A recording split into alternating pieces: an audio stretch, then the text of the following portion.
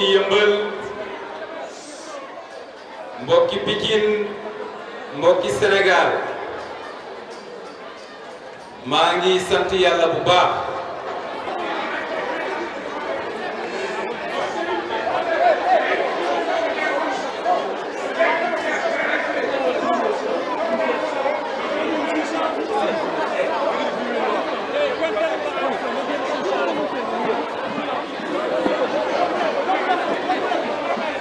maa ngi sant yàlla bu baax bi mu ñu mayee ginnaaw ñetti at ci liggéey boo xam ni metti woon na trop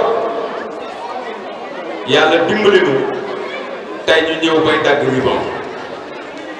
loolu sant yàlla la comme ni ko Amadou Mokhtar Diagne waxee nga xamante ni mooy sunu partenaire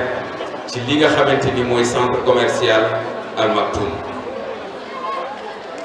avant may commencer ci loolu damay gërëm bu baax délégation bi jógee au niveau national moo xam sama mbokki waa parti démocratique sénégalais parce que ba fi may wax ak yéen maay président section parti démocratique sénégalais fii ci Yeumbeul Sud.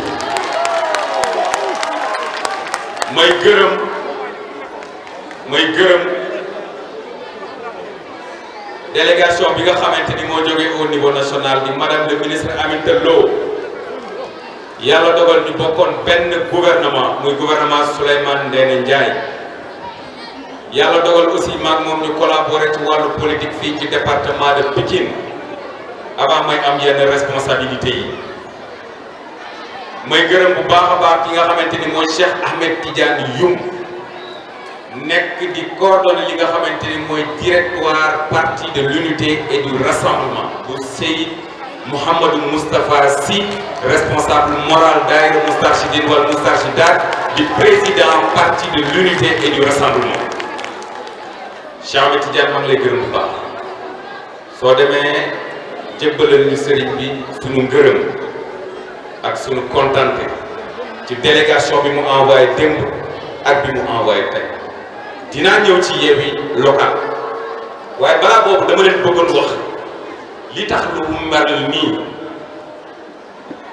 c'est la première fois ma jàpp ni conseil municipal ci Sénégal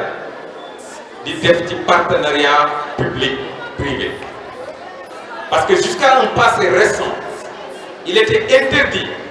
aux communes d'arrondissement yi nga xam ni moom laa donn ñu def ci partenariat public privé. C'était un domaine réservé au pouvoir central. loolu état rek moo ko mënoon def. Mais depuis l'acte 3 de la décentralisation,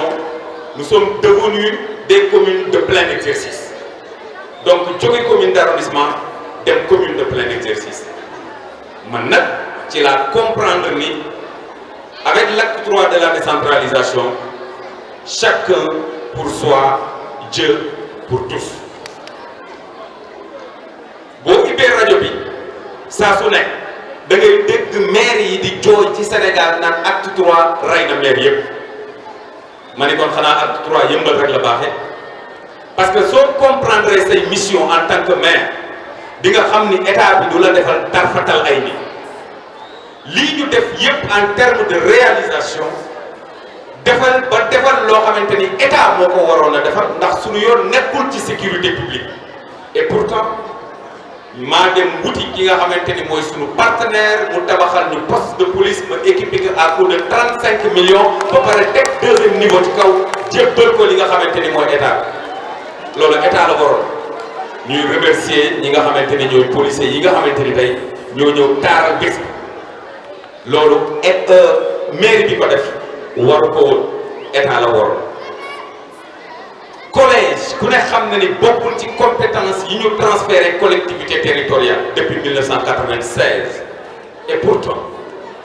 dañu am lu ñu métti ñun xale yi biñ ñu fale parce que biñ may fal 35 ans là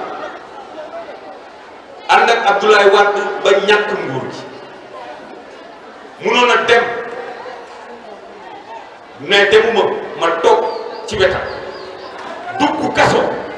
pendant 6 mois Macky Sall jàpp ma pour ay balivernes juróom benn weer ak fukki fan ñu génn ci kaso bi ñëw ci yëmbal wóolu ñu teg ñu ci bopp collectivité locale boobu moo tax waa yëmbal amuma seen fay fu ma jaar ñu ne ma vous êtes le meilleur maire ñu ngi lay gërëm ñu ngi leen di sant mais su ngeen ma joxuloon opportunité ma mën a liggéeyal li nga xamante ni mooy sama dëkk kon du ma mën a wane li nga xamante ni mën naa waaye yëmbal ñu ngi leen di gërëm bu baax di leen sant bi ñu jógee ci loolu ñu tabax li nga xamante ni mooy collège te bokkul woon ci li nga xamante ni mooy domaine de compétence tey ren ñu ngi koy def li nga xamante ni mooy lycée parce que dugalaat naa ci 95 millions incha allah danañu gën di inaugurer fii ak élection yi di ñëw donc loolu ñu ngi ciy sant yàlla bu baax compétence yi nga xamante ni moom la ñu jox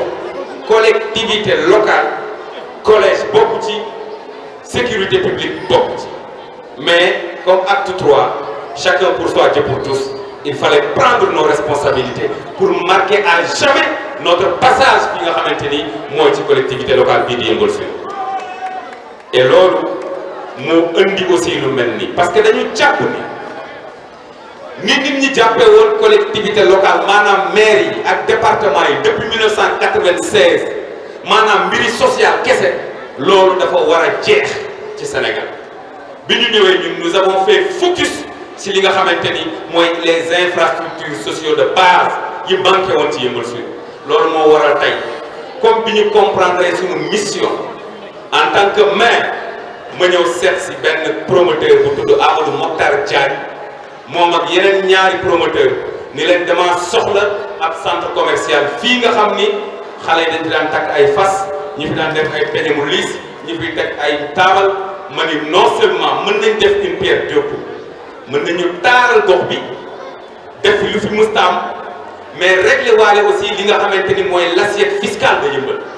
parce que Yeumbeul Sud bokk na ci ñetti communes yi gën a néew doole ci wàllu budget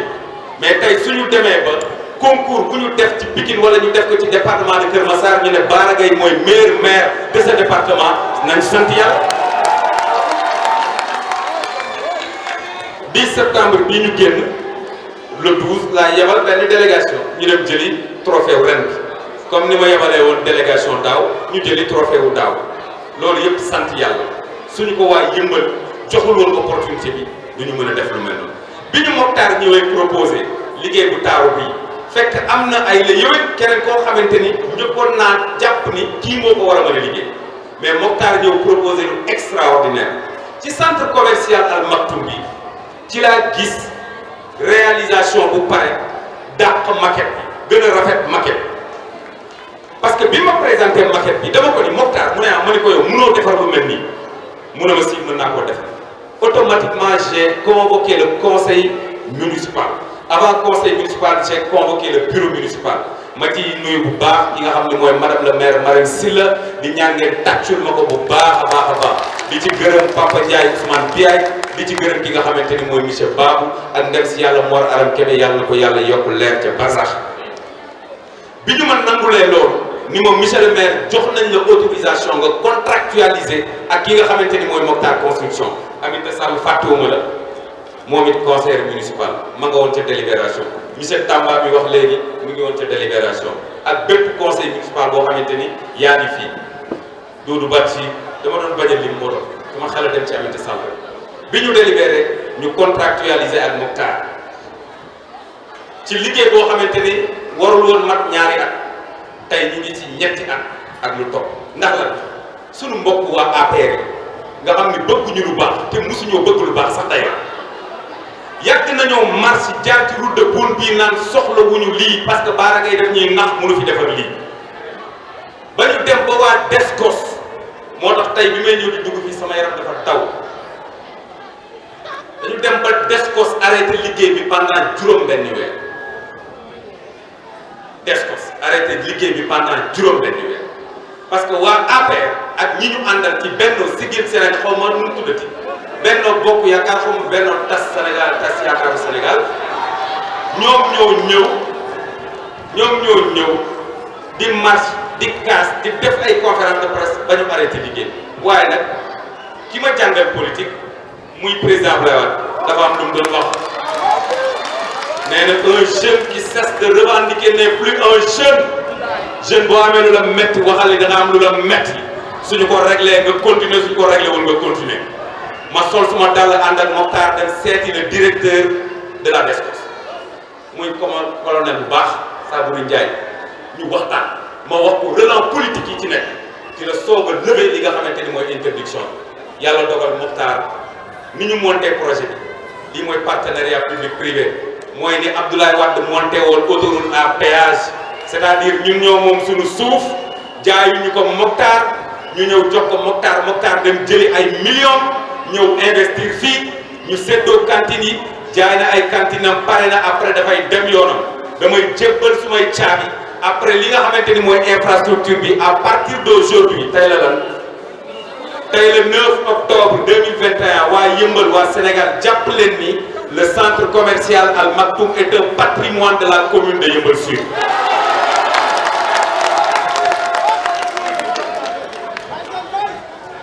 gëj naa wax nag mais tey damay wax parce que dama doon wax ni depuis juróom-benni at may wax ni jëf ji na tontu wax ji waaye comme jëf ji tontu na wax ji ba pare nañu gën a ñëw tontu seen wax yi ñuy wax ñoom. Mokhtar jaay na ay cantine entreprise jënd ci cantine yi mu doon jaay loolu droit may na ba pare def ko bureau bu ko neexee mais du tere dafa fay taxe bi nga xamante ni moo koy permettre mu moom li nga xamante ni mooy cantine fay na li nga xamante ni mooy 4% bi maire bi délibéré woon li nga xamante ni en 2014 pour ku jënd kër wala nga jënd cantine loolu ngay fay ba pare fay 25000 pour ñu defal ko titre de propriété te cantine yooyu mu utilisé ëllëg dafay fay OBP dafay mooy occupation voie publique occupation domaine public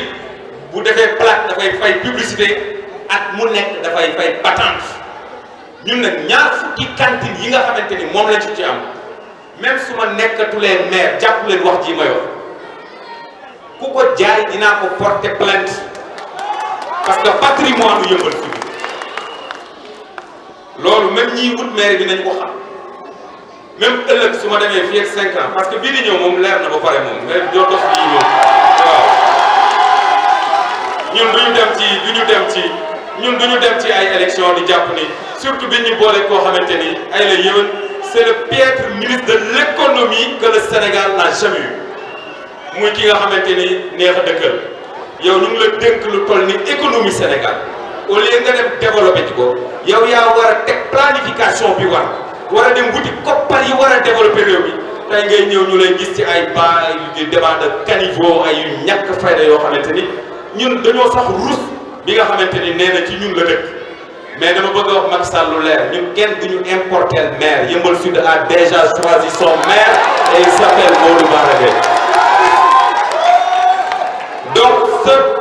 ce bijou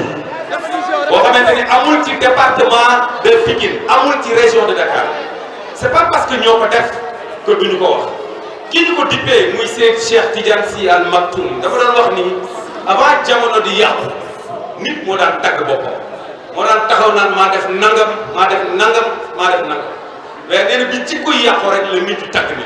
ay diwala jur waaye bu la diw juree et après mu ne et après donc sagam ñoo ko def di ko inauguré tey nañu ko wax ce bijou là amul ci région de Dakar li ñuy ñaan rek mooy nit ñi préserver Mokhtar commerçant yi nga xam ni jaay nga leen cantine il faut que ñu sàmm li nga xamante ni mooy set gi nekk ci biir il faut ñu sàmm li nga xamante ni mooy entretien bi nekk ci biir parce que am na loo xamante ni duñu ko accepter mënuñu def fii des centaines de millions di accepter benn laisser-aller bi wala nit di déborder ci cantine am et cetera parce que chaussée bi dafa jege li nga xamante ni mooy trottoir loolu duñu ko accepter donc lii nga xamante ni mooy patrimoine bi Yeumbeul Sud jël na ko am ci ñaar fukki cantines yoo xam ni dañ koy louer loolu aussi ci patrimoine maire bi la bokk des na am na loo xamante ni mooy centre secondaire état civil yéen waa Afia yéen waa Djidda Boune yéen waa Médinatoul Mounawwar soxlaa too leen jël oto di ñëw ba caare kaw ci maire bi ngir am seen i acte d'état civil dinaa fi affecté dès la semaine prochaine benn agent boo xamante ni mooy gérer seen i documents d'état civil fii ci am nañu fi fukki toilette ak juróom-ñett yoo xamante ni Mokhtar ni mu ko defaree man sax dafa ma yéem parce que dafay defar toilette yi mel ni kuy defar toilette intérieure donc mu nekk lu am solo loolu mairie bi moo koy exploité parce que ku ne xam na ni marché ak centre commercial toilette yi dañuy far di dox donc loolu maire bi dina ko exploité li nga xamante ni ñoo fi nekk comme ay femmes de charge aussi dinañu jël ci ñi nga xam ne ñoo dëkkee ci gox bi surtout ñi nga xamante ni ñoo fi gën a jege jël leen ñu war a liggéey ci biir am na leneen lu ci des parce que nag du yàgg ba ma liggéey fi de yéen ñi fi dëkk rek yéen fi war a mën a liggéey donc gën a jege gën a yay la olof wax yéen a ko moom parce que ci seen gox la nekk li nga xamante ni moo fi war a nekk ay retombées incha allah comptez sur moi comme nañ ko doon defee 2014 ba léegi incha allah seen i doom la ñuy jël ñoom ñoo fiy liggéey ci biir. am na beneen mbir bu fi des muy salle polyvalente am nañ salle boo xamante ni mat na presque 80 mètres carrés soxlaatoo leen ñëw ba caaray kaw di àbb monsieur le maire nu mu tuddati place publique bi wala yëmbal place publique bi wala ngeen di dem ba yëmbal nord di loué ji CEDEPS Daouda Ndiaye am ngeen fii bu ngeen bëggee def séminaire wala ngeen bëgg a def yenn waxtaan yi am ngeen salle boo xamante ni yéen a ko moom muy salle polyvalente fii nii. am ngeen fi jàkka joo xamante ni macha allah ëpp na 100 mètres carrés donc lii dafa wuyu borom li sëriñ bi doon wax te am na restaurant boo xam ni loolu Mokhtar moo koy exploité boppam donc lii dafa nekk benn projet intégré boo xamante ni Cheikh ki nga xam ni mooy commerçant bu xëy see fii 8 heures su ko neexee mu def besoin bi yëpp ba 21 heures te du génn centre commercial c'est ça qu'on appelle un projet intégré. mais noonu nag boo nekkee waa APR yeeg waa Benno Bokk Yaakaar nga xam ni jàng ñu xam ñu lu xew loolu doo mën a xam loolu da ngay nekk ci mbedd mi sànni xel rek di wax rek Serigne Cheikh mi ñu tuddee centre bi nee na kaddu wala lammiñ su amoon solo mbaam dootul sëf kaddu bu amoon solo mbaam dootul sëf moo tax juróom-benni at bàyyi nañ leen ñuy wax parce que xamoon nañ ni lii suñu ko dee inauguré rek ils vont raser les murs parce que nous avons préféré pour wax. ci loo xamante ni amul bopp amul genn nous avons préféré travailler pour yëmbal et yëmbal sentir na ni liggéey nañu pour moom parce que dañoo serré suñu ceinture en un seul mandat nga gis benn maire bu fi def loo xamante ni li ëpp na 400 millions d'investissement def fi loo xamante ni collège musu fi am nga def ko lycée musu fi am nga def ko poste de santé Pakoti musu fi am nga def ko foofu dama fay taxaw poste de santé Pakoti moo boole Afia ak Jidda ci yëmbal benn moment bi may soog a ñëw waa Jidda jàppoon nañ ni ñoom bokkuñu yëmbal ndax amul benn infrastructure bu fi mairie mës a def bi ma ko defee fii poste de santé bi li yàlla di dogal xale bi fa njëkk a juddoo nekk góor man la ñu ko tuddee loolu rek doyoon na daw ba damm pour def lu mel noonu ñu ne déetawaay incha allah imam yi danañu réceptionné li nga xamante ni mooy centre bi ma leen tabaxal imaamu yëmbal jox naa leen 400 mètres carrés joxoon leen 1 million ñu commencé woon defoon benn fundraising mais affaire bi mu jul woon sot ren dugal naa ci 17 millions pour terminer li nga xamante ni mooy le siège des imams. ku ne xam ne école Mamadou Madi Ndiaye dafa am ñetti salle de classe yoo xam ni danaan am ndox kuule nañ ko ba pare bu xale yi ibbee ñu jàng ci après ñu tegaat yeneen 3 salles de classe ci kaw muy étage daara ngay mooy njëkk maire bi njëkk a def ay étage ci école yeeg yooyu parce que dañoo jàpp ni nag li waa Sacré-Cœur am jom bu ñu de li may wax xale yi gëm leen seen bopp Aminata wax na ko sànq aux hommes bien nés la valeur n'attend point le nombre des années ce n'est pas parce que nous sommes des jeunes que ñu dëkk Almadies Sacré-Cœur ñooñu gën ñun amuñu fu may yëmbal ñun yëmbal nañu bëgg suñu xol ñun moo tax ñuy rey suñu bopp ñun dañuy toog ay jours duñu nelaw parce que on est en train de réfléchir pour yëmbal loolu di nga ko def ba pare nag ay samba sukum tey jóg fële nga xamante ne bi ñu jàngee bi ñu ñëwaat jaaruñu yëmbal Macky Sall ñëw ni leen kaay leen jël maire bi ci loxo baarage ñu jàpp ne loolu dana yomb kaay leen ñu ngi leen di xaar ñëw leen ñu ngi leen di xaar amita mu mooy dee ay logement maternité yëmbal ak yooyu mais yooyu yëpp sax dafay xaw a kii beneen bi ci des te ma koy promettre jeunesse su yëmbal ñaanal leen ñu mucc suñu muccee incha allah décembre dinañu defaat mobilisation bu toll nii inaugurer le premier stade gazon synthétique bu Yeumbeul Sud fii ci Yeumbeul parce que liggéey bi commencé nañ ko ba pare donc vraiment loolu laa bëggoon wax ci li nga xamante ni mooy sunu bilan loolu la de manière ramassée waa kër yi nañ ñu xaar danañu ñëw am nañu loo xamante ni mooy le livre bilan 42 pages xam nga kuy def sa livre bilan def ko mu toll ci 42 pages loo wax doo ci dellu image boo indi doo ko indiwaat kooku boo nee liggéeyu da ngay nax sa bopp ñun xam nañu ne liggéey nañ askan wi xam nañu ne liggéey nañ te incha allah danañu leen présenter le livre bilan Mokhtar maa ngi lay gërëm bu baax di la sant ci sa collaboration maa ngi lay gërëm bu baax di la sant j'ai été très dur avec toi ba bërki démb dañoo xuloo chaque jour ñu xuloo ma dàq ko sama kër wala ma dàq ko ci maire parce que man noonu laay liggéeyee man defuma gestion axée sur des objectifs bi ñu may jàngal management des projets de développement dañ ma jàngal li ñu tuddee la gare gestion axée sur les résultats résultats yi su ma ko bëggee kenn du ma ko fakastal même kii sama plus proche collaborateur bu teggee yoon bi danañ ko tegaat ci yoon donc vraiment yuuxu yi ñu doon yuuxoo mer yi ñu doon mer gëdd yi ñu daan gëdd loolu yëpp lii rek la ñu bëggoon mu rafet nga am ndam ñu am ndam yëmbal am ndam donc toutes mes félicitations Mokhtar Diagne maa lay gërëm bu baax di la sant